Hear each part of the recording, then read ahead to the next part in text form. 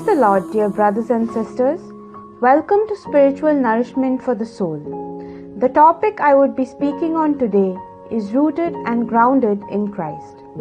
Ephesians chapter 3 verse 17 to 19 tells us that Christ may dwell in your hearts through faith, that you, being rooted and grounded in love, may have power to comprehend with all the saints what is the breadth and length and height and depth, and to know the love of Christ which surpasses knowledge, that you may be filled with all the fullness of God.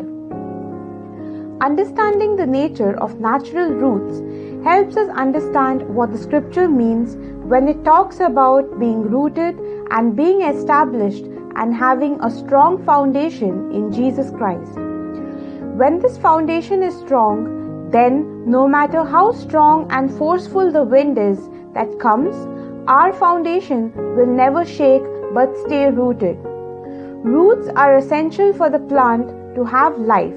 Likewise, a connection with Christ is a necessity if we are to have a full spiritual life. Just as plants exhibit signs of life depending on the health of their roots, we can exhibit Christ-like qualities if we draw our nourishment from Him and His teachings. The deeper our roots grow, the higher we will grow.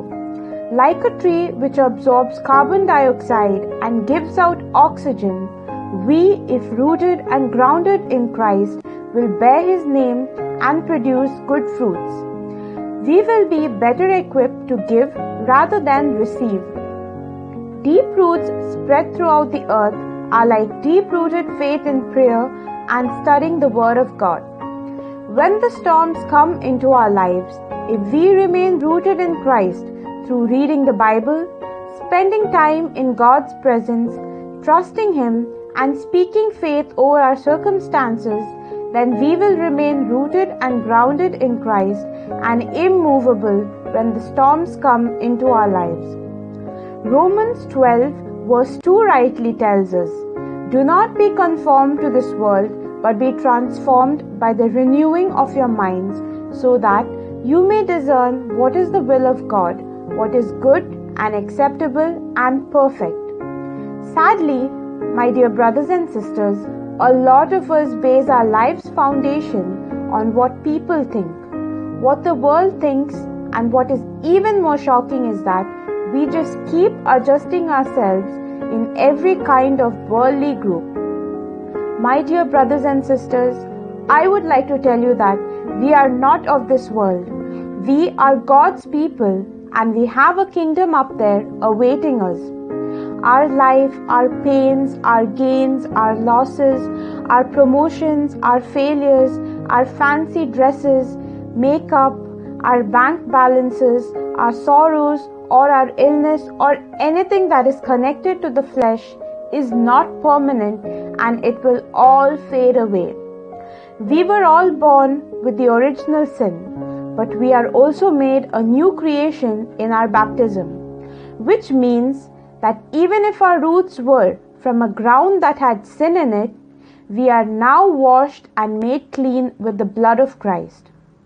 Another important note to learn is that in order to be transformed, we need to have our mind renewed in the truth, and the truth is Jesus, and there is no other truth apart from Him. This truth should be drilled and fixed in our hearts. Anything that leads us away from the truth, that is Jesus, is a lie. Devil tempted Eve and Adam, so they were expelled from the Garden of Eden. But Jesus' death has given us freedom from all evil. He conquered lies with His truth, and the power of evil was defeated. My dear brothers and sisters, having explained the need to be rooted and grounded in Christ, I would now like to speak a little about certain foundations or principles that we as Christians should base our lives on to ensure that we are indeed rooted and grounded in Christ. The first one being having a charitable heart. Deuteronomy chapter 15 verse 11 tells us, "Since there will never cease to be some in need on this earth, I therefore command you, Open your hand to the poor and needy neighbor in your land. The Bible is very clear on giving rather than receiving. And my dear brothers and sisters, what we must learn is that our God loves a cheerful giver. My dear brothers and sisters, there will always be people in need, and as disciples of Christ, we have to reach out to these people. Our roots should reach out to others' roots. Our roots should have the power to strengthen weak roots. We should become their sunshine, and we should plant a rose in the place of a thorn. The second point, being a peacemaker and seeking positivity and peace in our lives. Ephesians chapter 4 verse 23 tells us that we need to renew in the spirit of our mind. Oftentimes, our decisions are based on what others would think, and we become preoccupied with other things and judge God's blessings in our life by our circumstances. Rather than allowing the peace of God to rule in our hearts, we become ruled by our circumstances. We drift from the Lord and become more carnally minded in our thinking and our approach to life in the wrong direction. When this happens, we are no longer ruled by God's peace. Instead, we are ruled by our feelings and emotions. This is why we need to be renewed in the spirit of our mind. To be rooted in Christ is also not to have bitter roots. Many a times we carry bitterness in our hearts, and Jesus is sweet as honey. It is a sad reality that life is difficult and challenging. Therefore, anger, bitterness, unforgiveness will definitely be part and parcel of our life.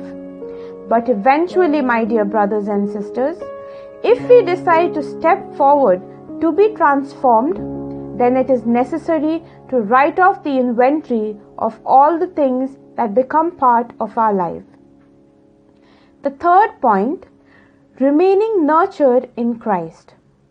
This world is filled with filth, but we are not of this world, hence we are not filth. We have self-generated mechanisms that help us recycle every fruit of the flesh into the fruit of the Spirit. Only one thing is needed, and that is willingness. Our roots are much stronger than the roots of any earthly tree, irrespective of nature. We are the most costliest trees on the face of the earth because we are not nourished by the earthly soil, but by the body and blood of Jesus Christ, which is the most powerful nourishment. A strong tree is planted by a water source. Our source should be Jesus Christ. My dear brothers and sisters, as I now conclude today's session, I would end by saying that when you run alone, it's called a race. But when the Lord runs with you, it's called a grace. A deeply rooted tree does not fear drought or storm or wind because of the strength of the roots that are underneath unseen. And our strength is Jesus, who is available all the time. May Jesus Christ be praised at all times. Have a blessed day in Jesus' name. This is Pearl Rodriguez from Kadosh Marian Ministries. God bless you all.